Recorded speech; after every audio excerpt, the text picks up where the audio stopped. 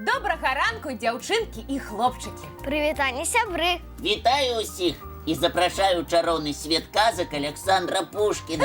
Я вельмі люблю ягоныя казкі. І я.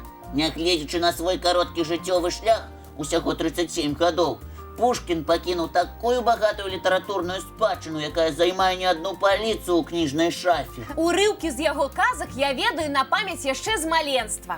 Я таксама.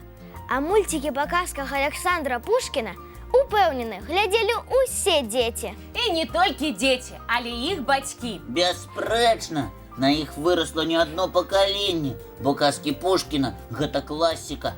А наколькі добра вы памятаеце яго знакамітыя казкі, зараз мы і даведаемся. Запрашаю вас у казачнае падарожжа. З задавальненнем. Мы гатовыя, Лесік. Я падрыхтаваў пытанні з варыянтамі адказаў. Увага! Першае пытанне. Чым залатую рыбку злавіў стары?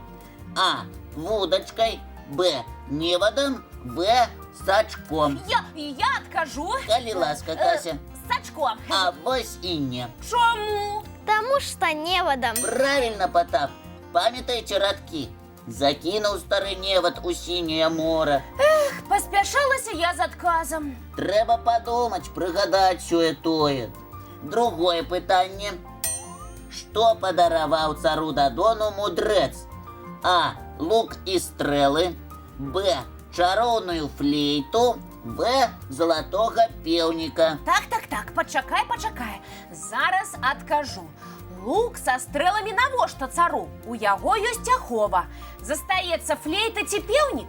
Флейта чароўная, а пеўнік залаты. Што ж, я адкажу... Не. А як ты думаеш, Потап?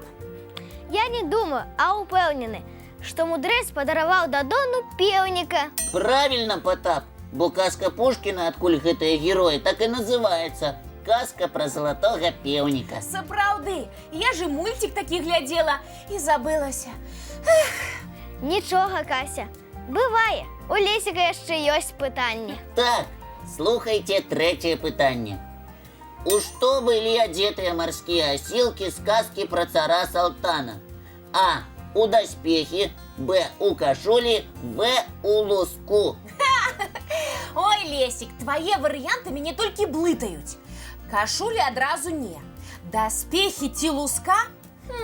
Я памятаю, што калі гэтыя асілкі выходзілі з вады на бераг, то вельмі блішчалі, ажно ззялі на сонцы.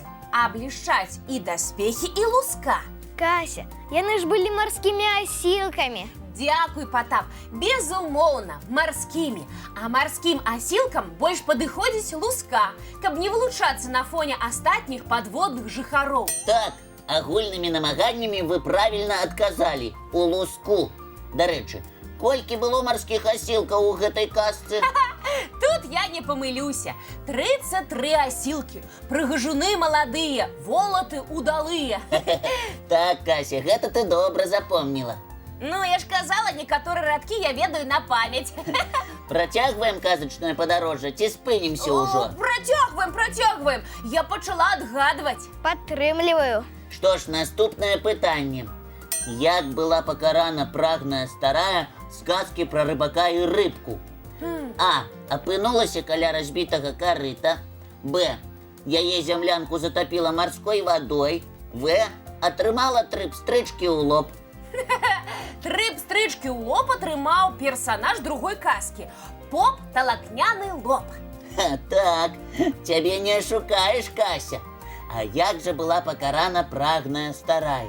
А можна ў адказе аб'яднаць першы і другі варыянт? Не, гэта было б занадта. Вельмі суровае пакаранне атрымалось б, нават для такой прагнай старой. Пушкін быў больш літасцівым, чым ты, Кася. Ну, добра. Тады я выбіраю разбітае карыта. Няхай старая жыве сабе ў сухой зямлянцы. Менавіта так і было ў казцы Пушкіна. Пасля жыцця ў палацы яна вымушана была вярнуцца да свайго разбітага карыта. Так ёй і трэба. Хцівасць не прыводзіць да добра. Так, і апошняе пытанне. Увага! У якіх казурак пераўтварала князя Гвідона царэўна-лебедзь? А. У камара. Б. У муху. В. У чмяля. і ў камара, і ў чмяля. Гэта я дакладна памятаю.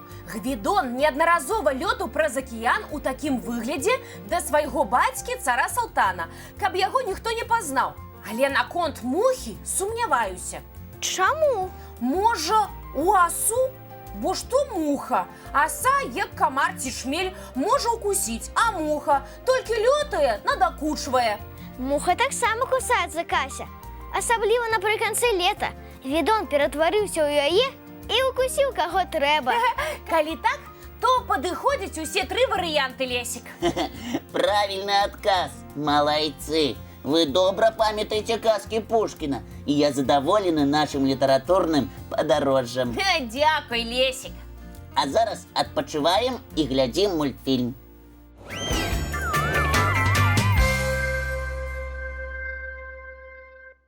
Цікава, а вы верыце ў існаванне дамавіка? Я не.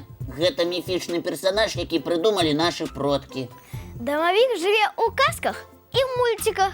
А ты, Кася, няўжо верыш? Веру, мне так спакайней. Калі я застаюся дома адна, то уяўляю, што недзе ў куточку сядзіць наш нябачны маленькі хатні гаспадар і сочыць за тым, каб у яго і ў мяне ўсё было ў парадку. Фантазёрка ты, Кася. Калі ёй так спакайней, то няхай сабе ўяўляе. І я люблю свайго дамавіка. Ён добры, ахоўвае дом і клапоціцца аб хатняй утульнасці. А ты ведаеш, што дамавікам не падабаюцца крыклівыя, неакуратныя і гультуяватыя гаспадары дома? Не, а я як разгуляюся і пакрычаць магу на розныя галасы за сваіх герояў. А адкуль ты гэта ведаеш пра дамавікоў, Лесік? Так лічылі нашы продкі. Яны сцвярджалі, што ад шумных і неахайных гаспадароў дамавік хаваў рэчы, грукаў посудам, адным словам, свавольнічаў. Ой, Лесік, бачу, напалохаў ты Касю. Бывае, я не магу знайсці свае рэчы. Няўжо гэта дамавік на мяне пакрыўдзіўся? Ой, Кася, мы жывем у 21 стагоддзі. Просто трэба класці рэчы на месца, тады яны не знікнуць. Непарадак, кажаш, дамавікі не любяць? Сёння я як след прыбяру ў сваім пакоі. Усё. Вось гэта не пашкодзіць. Слухайце, а што там нашы продкі раілі? Як наладзіць адносіны з дамавіком? Яго задобрывалі. А чым, калі не сакрэт? Кашай, хлебам, чым-небудзь салодкім. Цудоўна, гэта вельмі проста. Ой, толькі не кажы, што збіраешся частаваць свайго дамавіка кашай. І не толькі кашай, яшчэ і цукеркамі. Пакіну вечарам у куточку, няхай больш на мяне не сярдуе. Ой, ну ўсё. А я ўсё роўна пачастую свайго пакрыўджанага дамавіка. Як бы не фыркаў ты, Лесік. Без каментарыяў. Давайте лепш глядзець мультфільм.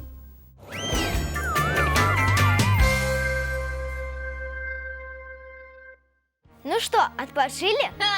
Яшчэ як. А зараз давайте прыдумаем якую-небудзь гульню. Прапаную віктарыну знаўцаў мультфільмаў. Цікавая прапанова. Я з радасці. І я. У гэтай гульні перамога будзе за мной, бо мультфільмы моя стыхія. Гэта мы яшчэ паглядзім. Пачынаем. Слухайце першае пытанне. Як звалі дамавічкоў, якія жылі ў кватэры дзяўчынкі Машы? Ведаю. Можна я буду адказваць першай? Можна. Кузя і Нафаня. Мае любімыя персонажы. Правильно, выдатны пачатак гульні, Кася. Дзякуй. Давай наступнае пытанне, Лесік. Увага, пытанне. Прыгадайце назву мультфільма, у якім галоўная гераіня, маленькая дзяўчынка памерам з зярнятка, з якой адбываліся розныя прыгоды, якія скончыліся адлётам у краіну эльфаў. Маленькая дзяўчынка? Гэта не Маша, не Папялушка, не Мальвіна. Памерам зярнятка. Зусім малюсенькая. Памятаеш яе прыгоды з жабай, кротам і палявой мышшу? Дюймовачка! Яна дапамагла ластаўцы, а тая пасля аднесла яе ў краіну эльфаў. Правильно! З падказкамі Потапа ты правильно адказала. Дзякуй, Потап, ты сапраўдны сябар.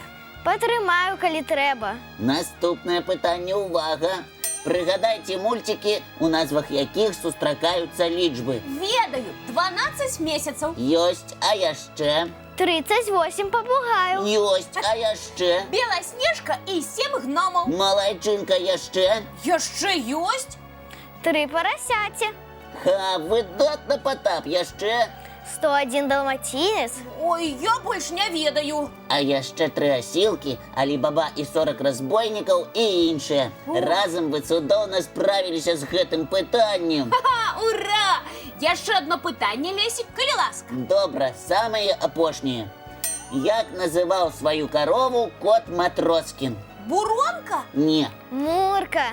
відавочна, што Мурка. Як жа яшчэ кот мог назваць сваю любімую карову? Что ж, выходить, я не выдатница у тэме мультиков. Табе ёсць над чым працаваць, Кася.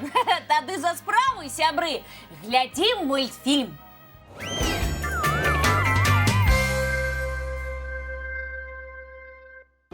Ах, шкада, але прыйшоў час развітвацца. Зусім ненадоўга. Вясёлага вам дня, дзяўчынкі і хлопчыкі. Цікавага і паспяховага. А мы сустрэнемся з вами зранку у нашым добраранку.